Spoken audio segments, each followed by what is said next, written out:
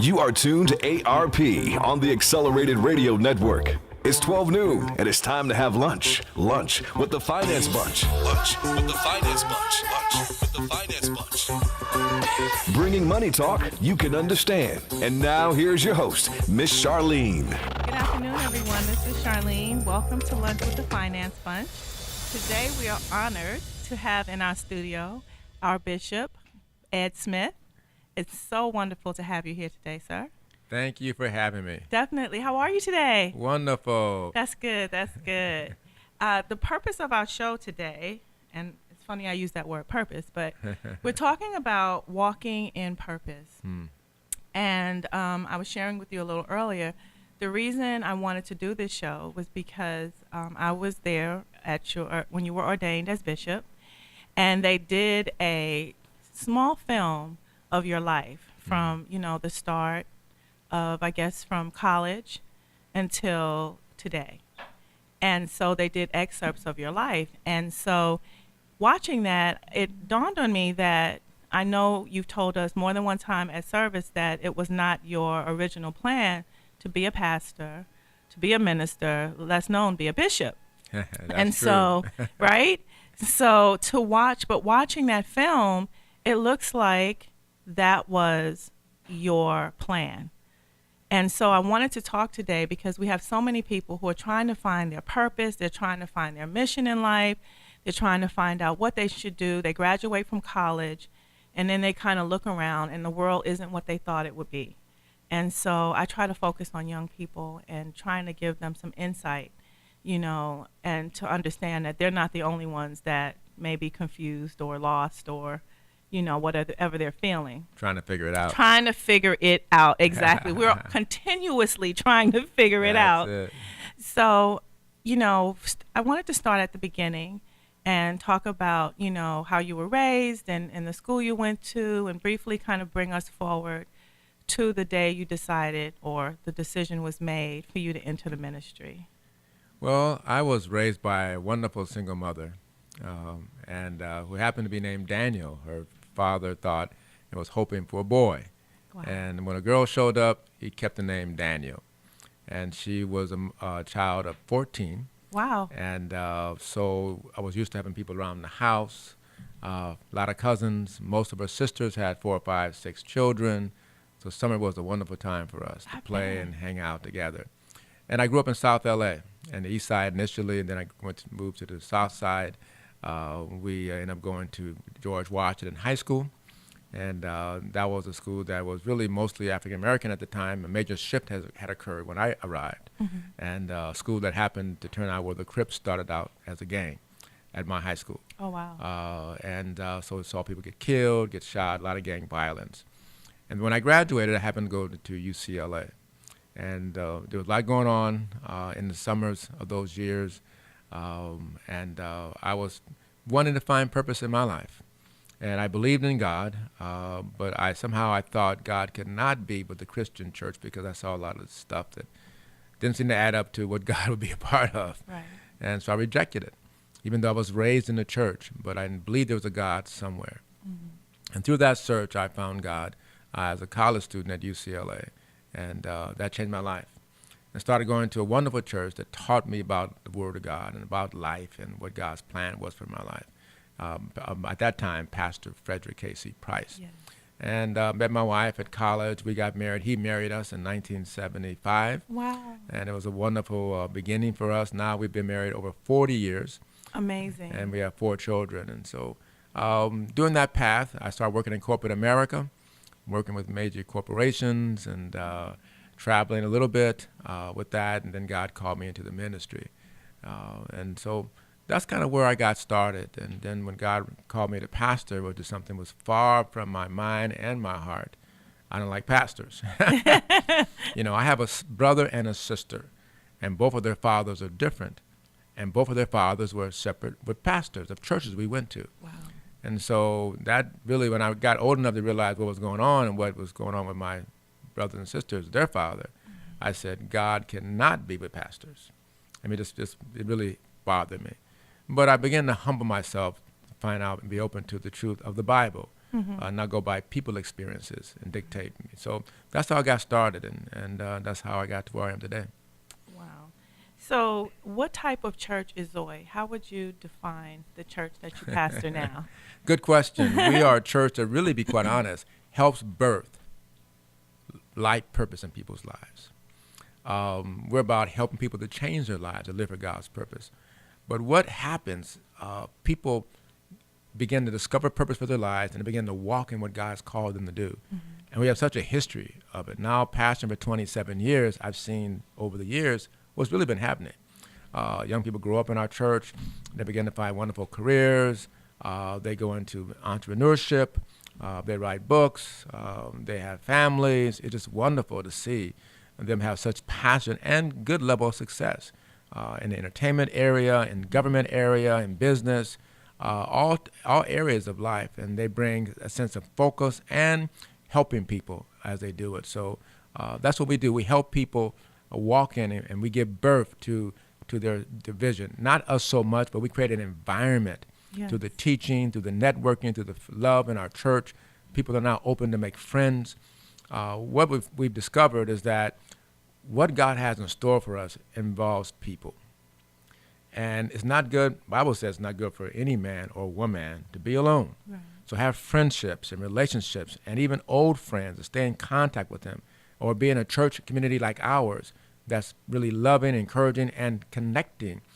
You tend to find what you need either in the house or close to the house. That's very true. That's very true. And speaking as a member of your church for all these years, the thing I found fascinating when I first came to the church is that you do talk and teach about purpose, and you talk about, not allowing yourself to submit to your fears, and how fear can show up in so many different packages, right? And you called it fear and its cousins. Exactly. And I never forgot that. And I was like, is he talking to me? He must be talking to me. And that's how you feel when you go there. You feel like the ministry or the focus is on you. And, it's a fairly large church, but it's also a very small church in that the people are so friendly and, so encouraging, and it's a atmosphere of kindness, that you don't always find.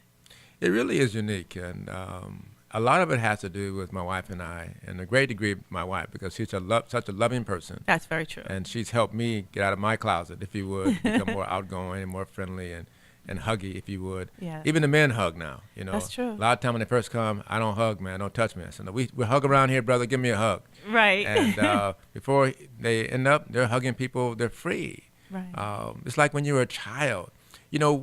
Children have all these, they're curious and they're free. We have to learn to be afraid of stuff. That's true. It's a learned behavior. It's a learned behavior. We have to learn to be cautious. We have to learn to not follow our dreams. Children, they just try stuff. They believe in stuff. And so we have to learn not to believe in people.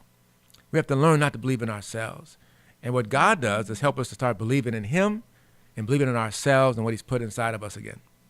And it's refreshing. Oh, it's refreshing. It's refreshing.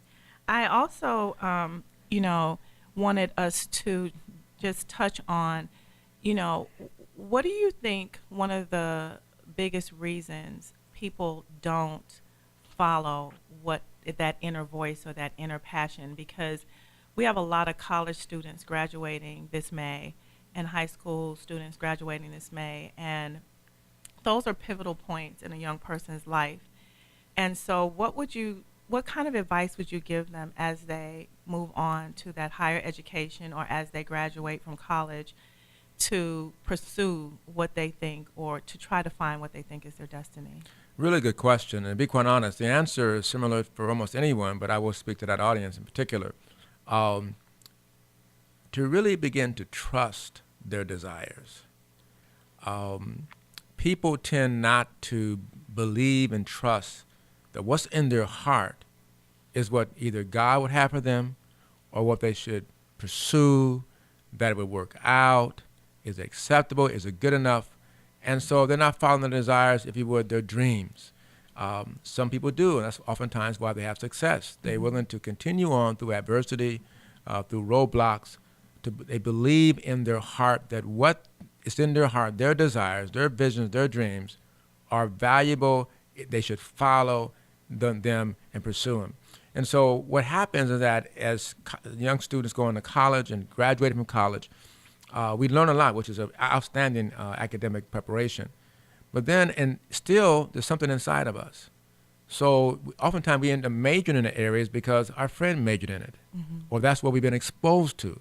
Now, oftentimes, we start reading other books and we start reading other areas, realize I should have majored in another area, or I got this background, but I would like to apply it in another area. For example, my background was in applied mathematics, undergraduate degree, but I applied it in business because I began to learn about business. I didn't know anyone in business, had no knowledge formally about business, but I got a little bit exposure, and I said, that's me. Right. And so my desire connected to an opportunity or area after I got exposed. So I would encourage young people, as well as older people, to begin to expose themselves.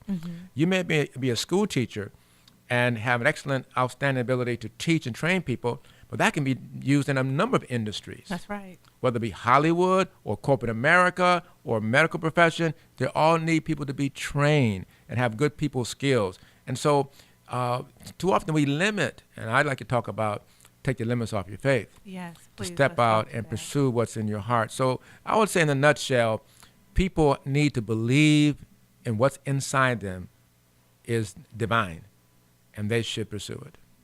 I like that. That answered my next two questions. How would you define one's purpose? How would you define purpose? Well, purpose deals with what your life is about. And be quite honest, it oftentimes it evolves, but it reflects who you are.